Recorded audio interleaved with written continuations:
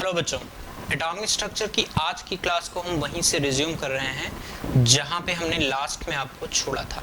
Last lecture में हम लोगों ने बोर्स मॉडल पढ़ने के बाद रेडियस, वेलोसिटी और एनर्जी की कैलकुलेशन करना शुरू किया था, जिसमें मैंने आपको रेडियस की कैलकुलेशन, वेलोसिटी की कैलकुलेशन, एनर्जी की कैलकुलेशन बता दी थी।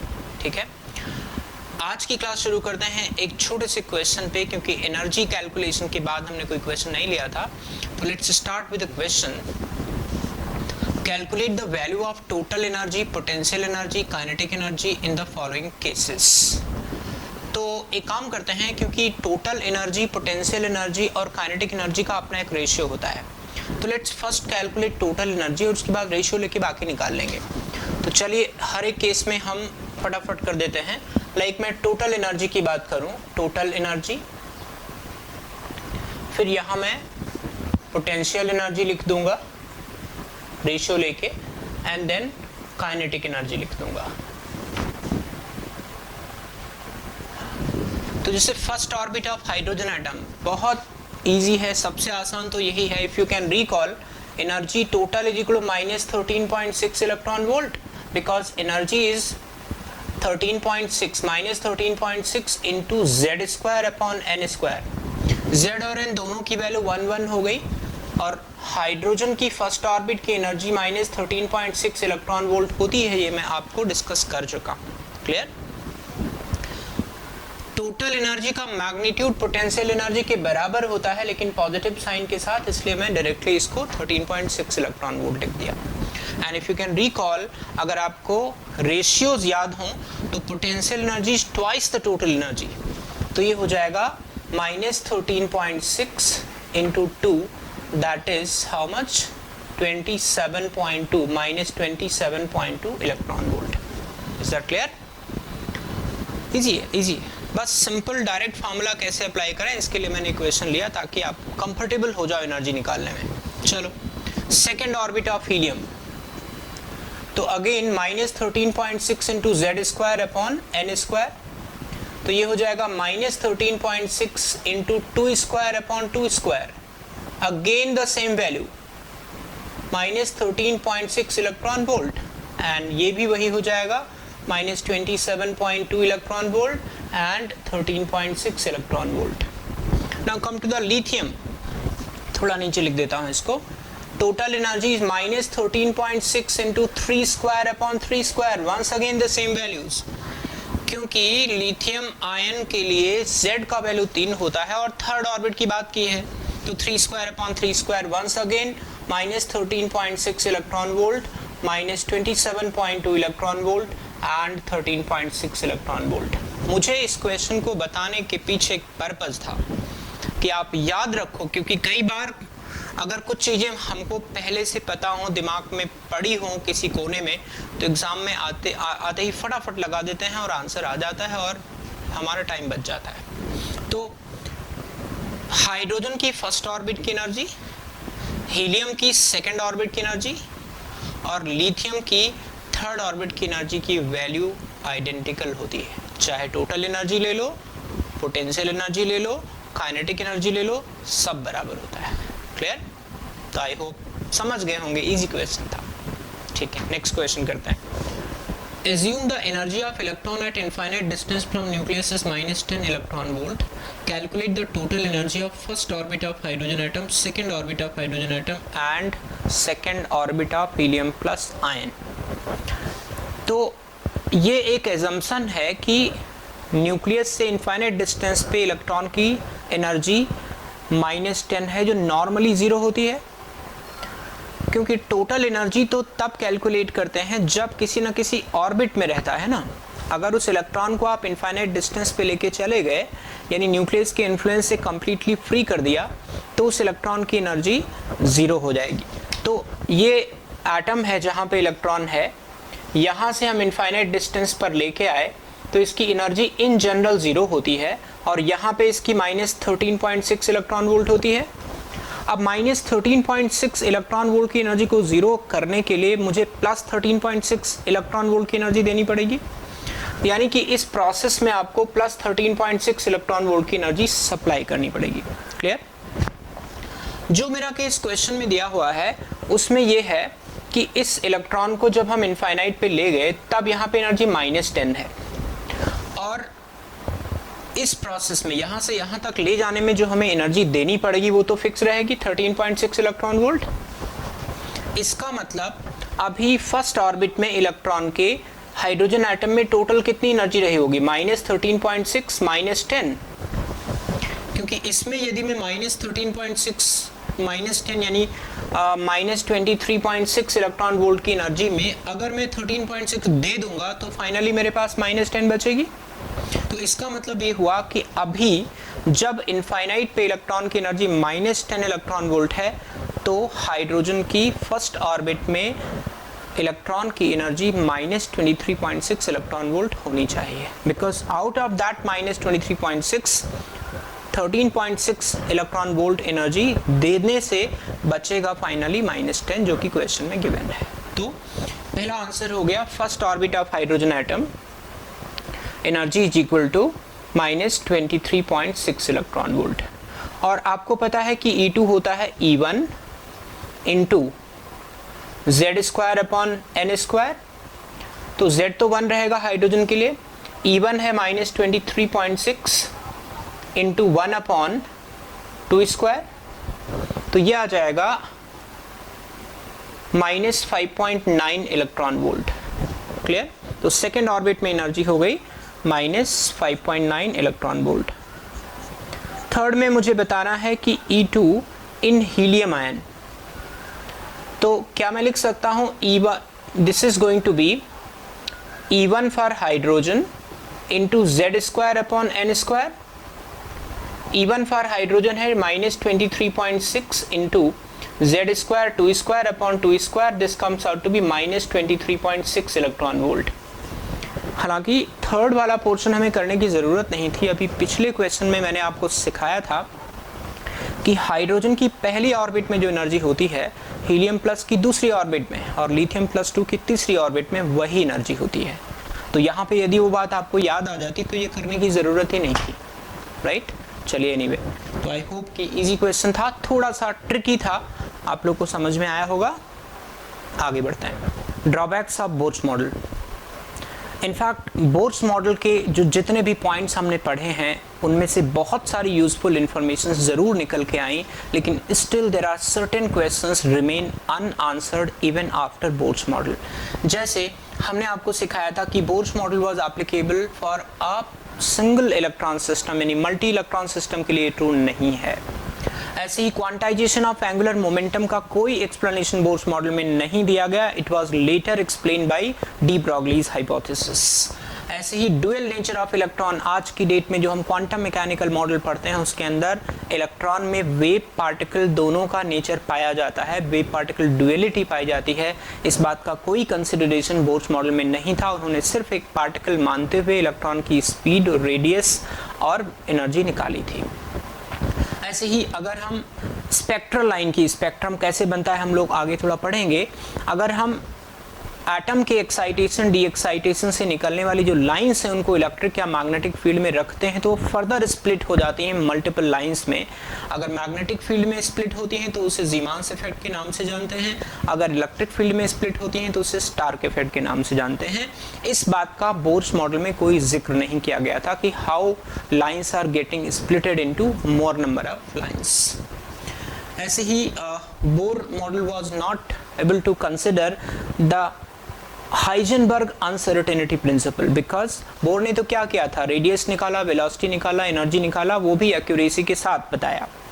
लेकिन एज पर मॉडर्न कंसेप्ट जिसमें हाइजेनबर्ग अनसर्टेनिटी प्रिंसिपल को इनकॉर्पोरेट किया गया है, इसके हिसाब से किसी माइक्रोस्कोपिक पार्टिकल का एग्जैक्ट पोजीशन और एग्जैक्ट वेलोसिटी एक ही टाइम पे निकालना पॉसिबल नहीं है। लॉजिक है इसके पीछे, will discuss in that section. लेकिन एक समय पे एक्यूरेसी के साथ दोनों चीज़ें यानी पोजीशन और वेलोसिटी दोनों निकालना पॉसिबल नहीं है। लेकिन बोर ने तो रेडियस भी निकाला था, वेलोसिटी भी निकाला था और एनर्जी भी निकाला था, तो ये हाइजेनबर्ग अनसर्टेनिटी प्रिंसिपल को नहीं एक्सप्लेन कर पाता है, कंट्राडिक्ट करता है। ठीक है ना? This was all about drawbacks. Coming to important definitions related to single electron system. आगे चैप्टर्स में हम लोग बहुत सारे टर्म्स ऐसे यूज़ करने वाले हैं जो सिंगल इलेक्ट्रॉन सिस्टम के लिए वैलिड होता है। तो लेट्स अंडरस्टैंड कौन कौन से ऐसे इंपॉर्टेंट टर्म्स हैं। पहला है ground state. Ground state, ground state का मतलब होता है the energy level having minimum energy, energy level having minimum energy. किसी भी सिंगल इलेक्ट्रॉन सिस्टम के लिए जिसकी एनर्जी लीस्ट होती है उसको ग्राउंड स्टेट बोलते हैं। जैसे first orbit, first orbit the only orbit, चाहे वो हाइड्रोजन हो, हीलियम प्लस हो, लिथियम प्लस 2 हो, कोई भी सिंगल इलेक्ट्रॉन सिस्टम हो, यानी कि n की वैल्यू हमेशा 1 होगी। तो अगर मैं ground state energy of hydrogen की बात करूं -13.6 इलेक्ट्रॉन वोल्ट, ऐसे हीलियम की एनर्जी की बात करूं -13.6 इंटू Z² यानी 2 स्क्वायर, that is going to be -54.4 electron volt. ऐसे अगर मैं लिथियम प्लस 2 की बात करूं -13.6 into 3 square comes out to be -122.4 electron volt. तो ये मिनिमम एनर्जी लेवल्स हैं हाइड्रोजन के लिए, हीलियम के लिए, लिथियम प्लस 2 के लिए, राइट। तो मिनिमम एनर्जी स्टेट को ग्राउंड स्टेट कहते हैं। क्लियर। नेक्स्ट है excited state, number 2, excited state. Excited state होता है एनी स्टेट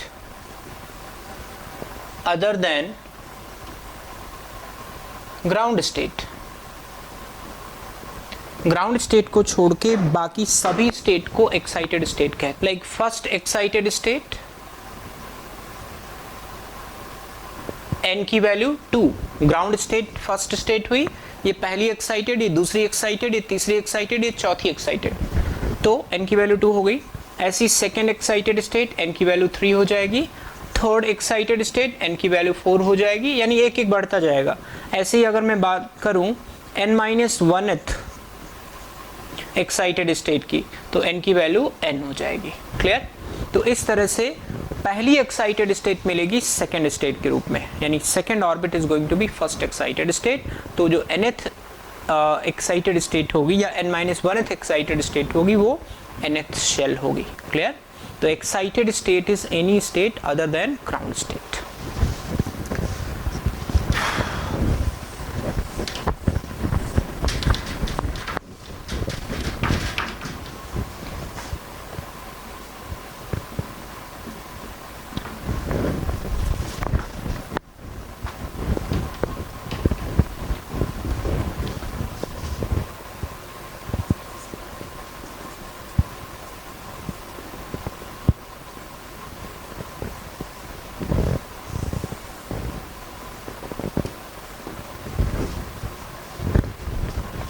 अगला है आयोनाइजेशन एनर्जी। आयोनाइजेशन से मतलब समझते हैं आप लोग, आयोनाइजेशन का मतलब होता है आयंस में कन्वर्ट करना। आयंस में कन्वर्ट करने का यहाँ पे जनरल मीनिंग होती है कैटायन बनाना, ना कि एनायन। तो अगर हम किसी सिंगल इलेक्ट्रॉन सिस्टम को ले लें और उसके इलेक्ट्रॉन को निकाल के इनफाइनाइट तक ले जाए, यानी रिमूव कर दें इलेक्ट्रॉन को कंप्लीटली, उसके फोर्स ऑफ अट्रैक्शन से फ्री कर दें, उसमें जो एनर्जी रिक्वायर्ड होती है उसे आयनाइजेशन एनर्जी कहते हैं। यानी it is equal to amount of energy required to remove an electron from ground state. ये भी बात ध्यान रखना, ग्राउंड स्टेट से इलेक्ट्रॉन को हमेशा के लिए निकाल देने में जितनी एनर्जी रिक्वायर्ड होती है, यानी n1 की वैल्यू 1 है, n2 की वैल्यू इनफाइनाइट है, यानी इलेक्ट्रॉन को फर्स्ट ऑर्बिट से आपने इनफाइनाइट में ले गए, यानी कि न्यूक्लियस के फोर्स ऑफ अट्रैक्शन से मुक्त कर दिया। तो ज़रा सोचिए कि कितनी एनर्जी की ज़रूरत होगी हमें। Like delta E is equal to E infinite minus E1, E infinite 0, E1 होती है -13.6। अगर मैं हाइड्रोजन की बात करूं, फॉर हाइड्रोजन तो this is going to be 13.6 electron volt. यानी यदि हाइड्रोजन ग्राउंड स्टेट में होते हुए यदि 13.6 इलेक्ट्रॉन वोल्ट का एनर्जी गेन कर ले तो वो हमेशा के लिए एटम से बाहर चला जाएगा। यानी अगर हम ग्राउंड स्टेट हाइड्रोजन को 13.6 इलेक्ट्रॉन वोल्ट की एनर्जी का फोटोन खिला दें तो वो हाइड्रोजन के ग्राउंड स्टेट को यानी फर्स्ट ऑर्बिट को छोड़ करके हमेशा के लिए निकल जाएगा, यानी आयन बन जाएगा, H आयन बन जाएगा, राइट। इसीलिए इसको आयनाइजेशन एनर्जी कहते हैं। तो क्या मैं लिख सकता हूँ कि ionisation energy of hydrogen is equal to 13.6 electron volt. तो ionisation energy of any other atom, any other single electron system, any single electron system will be 13.6 into z square, right? तो अगर मुझे कभी ionization energy of He plus लिखना हो कितना आ जाएगा 13.6 into 2 square, that is going to be 54.4 electron volt. ऐसे ionisation energy of lithium plus 2 कितना हो जाएगा 13.6 into 3 square comes out to be 122.4 electron volt. Clear? तो इस तरह से आयनाइजेशन एनर्जी वो एनर्जी होती है जो ग्राउंड स्टेट से इलेक्ट्रॉन को हमेशा के लिए बाहर निकालने के लिए रिक्वायर्ड होती है। क्लियर?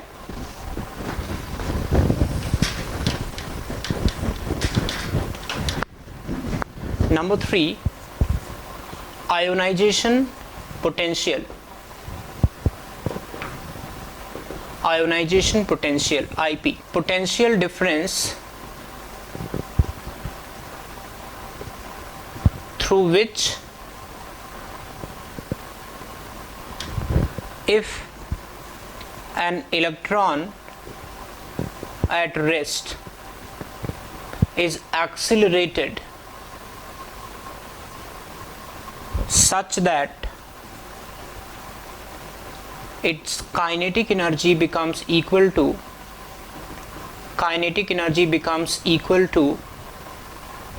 Ionisation energy.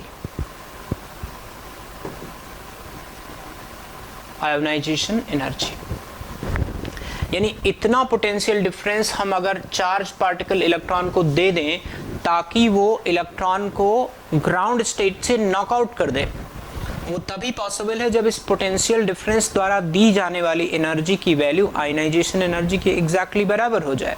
क्लियर? तो क्योंकि रेस्ट में बैठा हुआ इलेक्ट्रॉन को हमने इतना पोटेंशियल डिफरेंस दे दिया कि उसका जो एनर्जी है kinetic energy that becomes ionisation energy. इसका मतलब ये हुआ कि ionisation energy is equal to जो पोटेंशियल डिफरेंस दिया इनटू जो चार्ज है Q इंटू V। ये मैं आपको सिखाया हूं कि यदि Q चार्ज के ऑब्जेक्ट को या Q चार्ज के पार्टिकल को V पोटेंशियल डिफरेंस से एक्सेलरेट कर दें तो उसके एनर्जी में कितना गेन आता है Q इंटू V, और चार्ज जो है वो 1 इलेक्ट्रॉनिक चार्ज के बराबर है। ठीक है? अगर मैं इसको एनर्जी में कन्वर्ट कर लूँ जूल में 1.6 इंटू 10 पावर माइनस 19 ये आपका हो जाएगा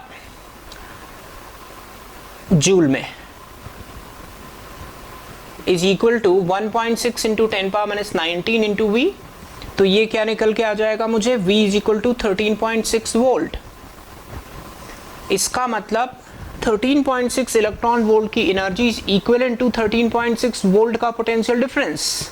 इत्तेफाक की बात है क्योंकि चार्ज यहाँ 1 था, इलेक्ट्रॉन पे चार्ज यूनिट होता है ना, इसलिए ऐसा हो गया। अगर ये हीलियम आयन या कोई और पार्टिकल होगा जहाँ चार्ज 1 से अधिक होगा वहाँ पे डायरेक्टली ऐसे नहीं कह सकते कि 13.6 electron volt is equivalent to 13.6 volt, लेकिन क्योंकि चार्ज 1 है इसलिए जब यहाँ पे रखोगे ना वैल्यू तो फिर ये कट जाएगा। अगर यहाँ पे चार्ज 2 होता तो यही जो 13.6 था वो 2 से डिवाइड होकर के इसका आधा रह जाता।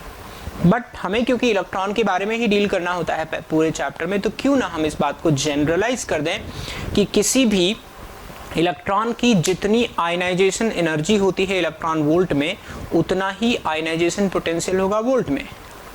तो हाइड्रोजन के लिए कितना हो गया 13.6 वोल्ट, हीलियम के लिए कितना हो जाएगा जस्ट बताइए।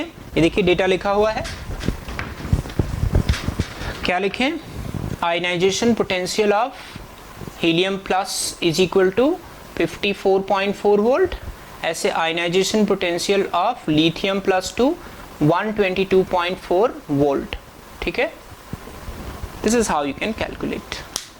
नेक्स्ट है एक्साइटेशन एनर्जी। एक्साइटेशन एनर्जी क्या होता है जरा समझिए। Amount of energy required to shift an electron from ground state to any state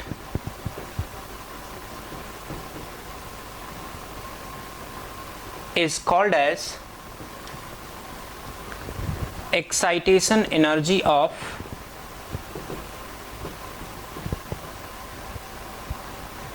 that state। यानी हर एक स्टेट की एक्साइटेशन एनर्जी डिफरेंट होगी। तो फर्स्ट ऑर्बिट में से, ग्राउंड स्टेट में से किसी भी एक्साइटेड स्टेट में ले जाने के लिए जितनी एनर्जी रिक्वायर्ड होती है इलेक्ट्रॉन के लिए, उसे हम लोग एक्साइटेशन एनर्जी कहते हैं। जैसे अगर मैं बात करूं excitation energy of first excited state, क्या मैं लिख सकता हूं it is equal to first excitation energy?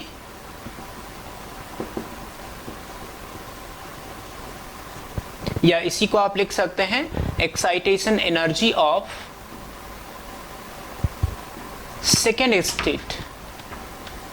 Can you understand? Second state and first excited state are identical. तो पहला एक्साइटेशन हाइड्रोजन एटम या किसी भी सिंगल इलेक्ट्रॉन सिस्टम में कहां पे होगा? 1 से लेके 2 में। सेकेंड एक्साइटेशन कहां पे होगा? 1 से लेके 3 में। थर्ड एक्साइटेशन कहां पे होगा? 1 से लेके 4 में। यानी ग्राउंड स्टेट होना जरूरी है एक्साइटेशन एनर्जी को निकालने के लिए। तो ग्राउंड स्टेट से इलेक्ट्रॉन को उठा के किसी भी स्टेट में ले जाने में जितनी एनर्जी रिक्वायर्ड होती है, उसे उस स्टेट की एक्साइटेशन एनर्जी कहते हैं। क्लियर? तो अगर मुझे निकालना हो तो क्या कहेंगे? Delta E 2 to 1। फर्स्ट से सेकंड में ले गए तो फर्स्ट और सेकंड ऑर्बिट की एनर्जी का अंतर निकाल लो। तो second, this can be written as E2 minus E1। E2 कितना होता है? -13.6 upon 2 square minus -13.6 upon 1 square. ये आप कैलकुलेट करके निकालोगे 10.2 इलेक्ट्रॉन वोल्ट एनर्जी आएगी। ये हम पहले भी आपको बता चुके हैं कि फर्स्ट और सेकंड ऑर्बिट की एनर्जी का अंतर 10.2 इलेक्ट्रॉन वोल्ट होता है। यानी फर्स्ट ऑर्बिट में घूमते हुए इलेक्ट्रॉन को यदि आप 10.2 इलेक्ट्रॉन वोल्ट का फोटोन खिला दो तो वो सेकंड ऑर्बिट में शिफ्ट हो जाएगा। तो पहला जो एक्साइटेशन एनर्जी होगा वो 10.2 इलेक्ट्रॉन वोल्ट होगा। क्या मैं ऐसा कह सकता हूं कि first excitation energy of any other single electron system, first excitation energy of any other sample, other single electron sample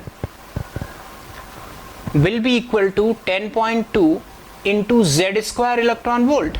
क्योंकि हाइड्रोजन के सैंपल में और किसी और सिंगल इलेक्ट्रॉन के सैंपल में एनर्जी में खाली z स्क्वायर का फर्क तो होता है, अगर ऑर्बिट या ऑर्बिट का डिफरेंस सेम रखें तो किसी और के लिए निकालना हो तो सिंपली z स्क्वायर कर दो। यानी अगर मैं निकालूं first excitation energy of helium plus, कितना आ जाएगा? 10.2 इंटू 2 स्क्वायर यानी 40.8 इलेक्ट्रॉन वोल्ट। ऐसे आप किसी के लिए भी निकाल सकते हो। सिंपली हाइड्रोजन के करस्पॉन्डिंग जो एनर्जी का अंतर होगा उसको z स्क्वायर से मल्टीप्लाई करने का। क्लियर?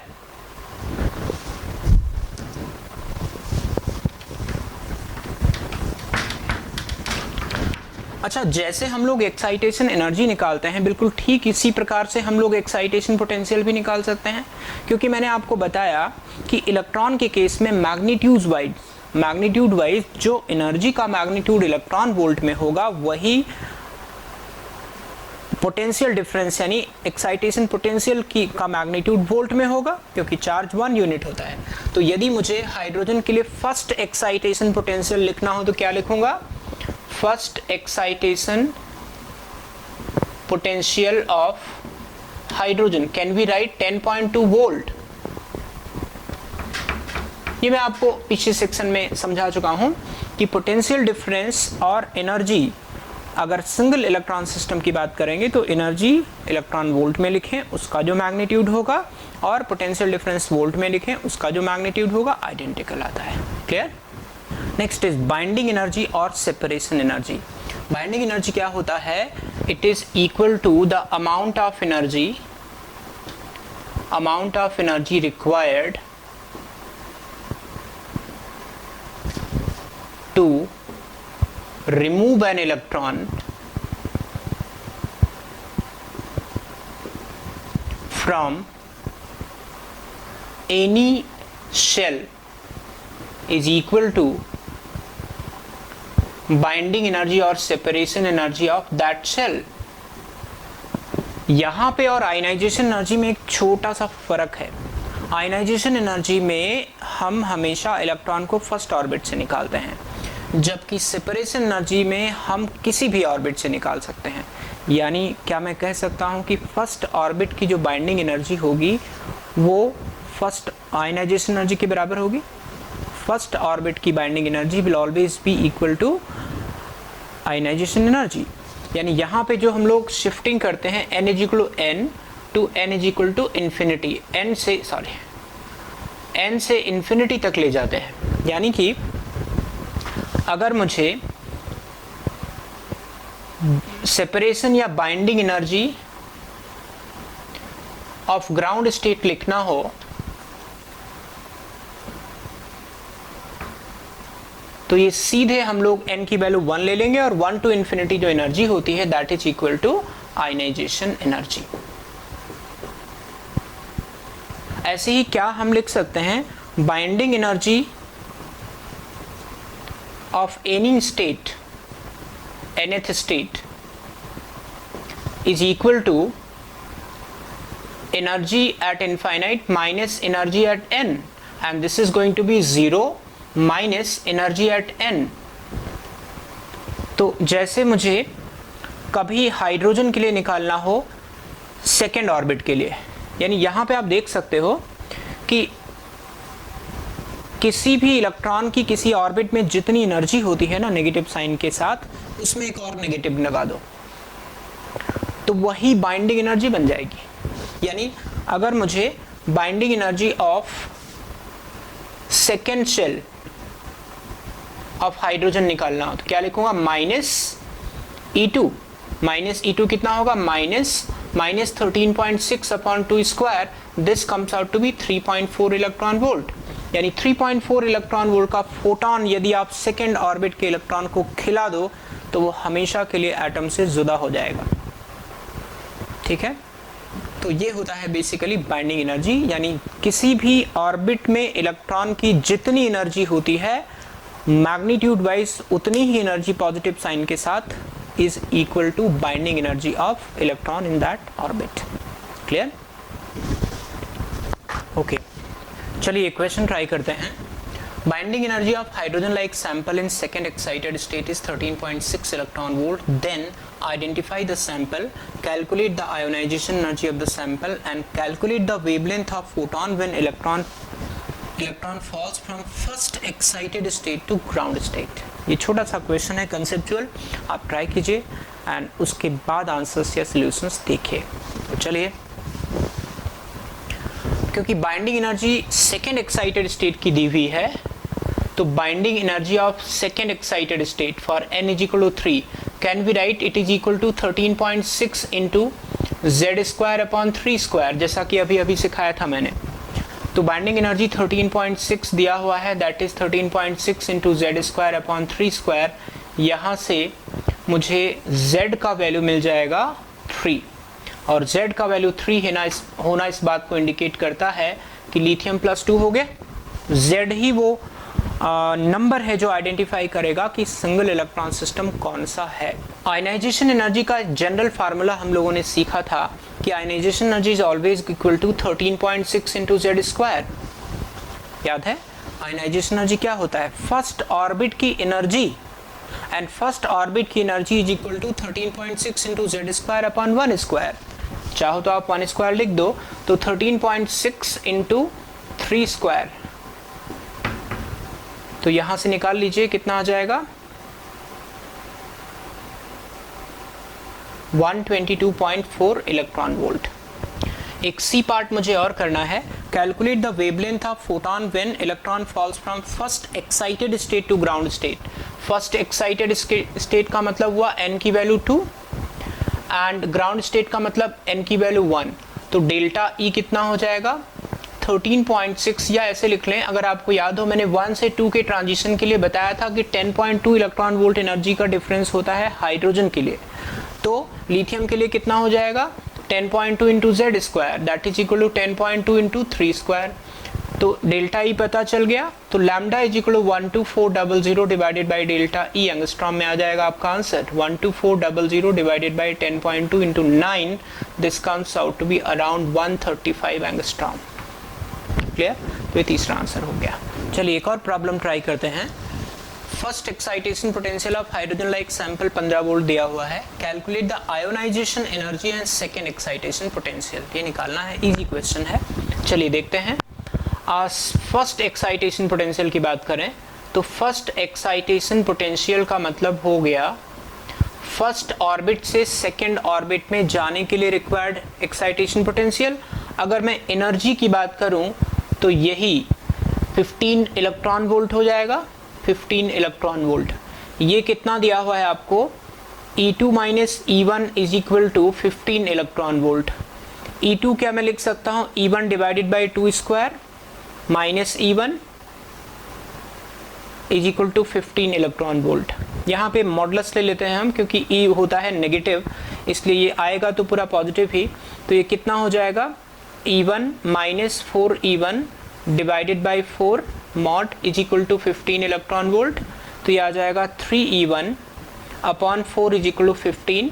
तो यहाँ से E1 कितना हो गया, E1 हो गया 4 इंटू 15 डिवाइडेड बाई 3, तो 20 इलेक्ट्रॉन वोल्ट आ गया। एंड E1 क्या है, E1 है फर्स्ट ऑर्बिट की एनर्जी, फर्स्ट ऑर्बिट की एनर्जी का मैग्नीट्यूड। तो क्या मैं कह सकता हूँ कि आयनाइजेशन एनर्जी कितना हो गया, ionisation energy is equal to 20 electron volt.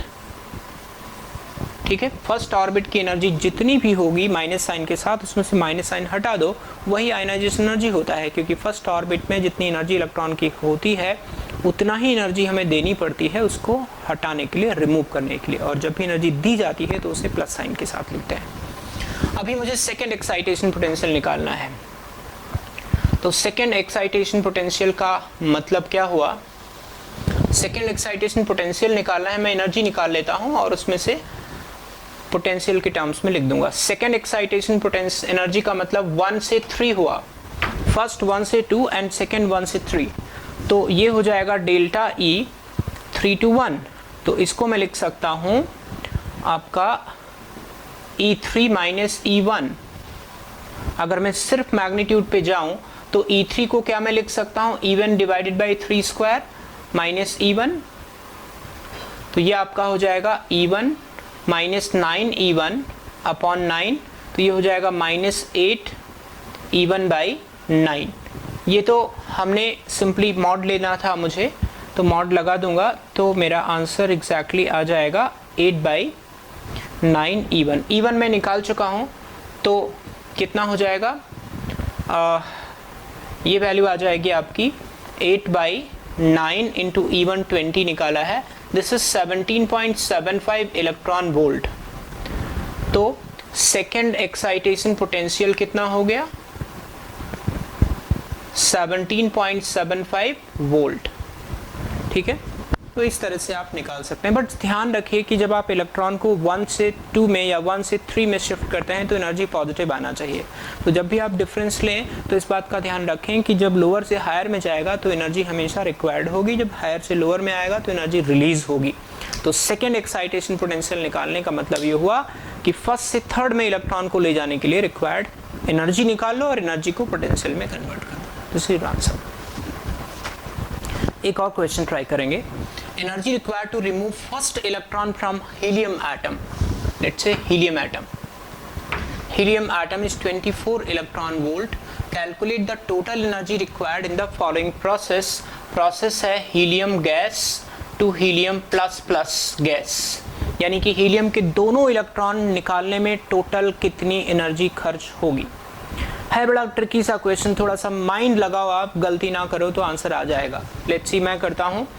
इसमें दो प्रोसेस इन्वॉल्व है। पहले हीलियम को हीलियम प्लस बनाओगे एक इलेक्ट्रॉन निकाल के, और फिर हीलियम प्लस को हीलियम प्लस 2 बनाओगे एक और इलेक्ट्रॉन निकाल के।